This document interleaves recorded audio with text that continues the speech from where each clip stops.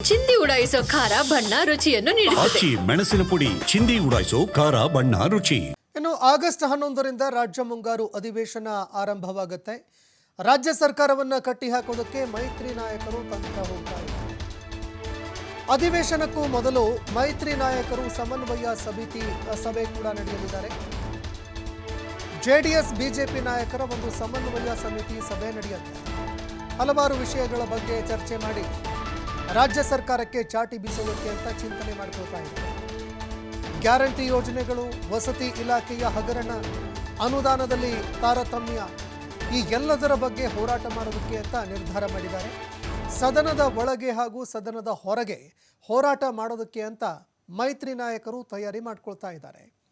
ಇನ್ನು ಶಾಸಕರಿಗೆ ಅನುದಾನದಲ್ಲಿ ಆಗಿರುವಂತಹ ತಾರತಮ್ಯ ತೀವ್ರ ಆಕ್ರೋಶಕ್ಕೆ ಕಾರಣ ಆಗುವಂತಹ ಸಾಧ್ಯತೆ ಇದೆ.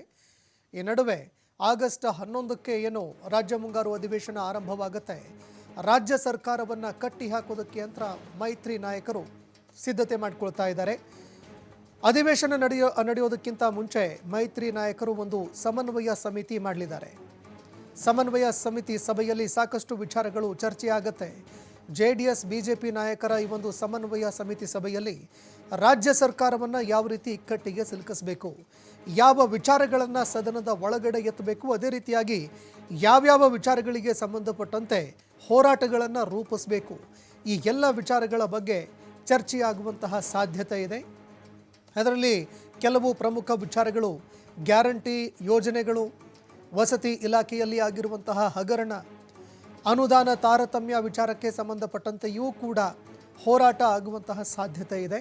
ಇನ್ನು ರಾಜ್ಯ ಸರ್ಕಾರ ಇದಕ್ಕೆ ಯಾವ ರೀತಿಯಾಗಿ ವಿಪಕ್ಷ ನಾಯಕರನ್ನ ಕಟ್ಟಿ ಹಾಕೋದಕ್ಕೆ ಪ್ರಯತ್ನ ಮಾಡುತ್ತೆ ಅನ್ನುವಂಥದ್ದನ್ನು ಕಾದು ನೋಡಬೇಕಾಗುತ್ತೆ.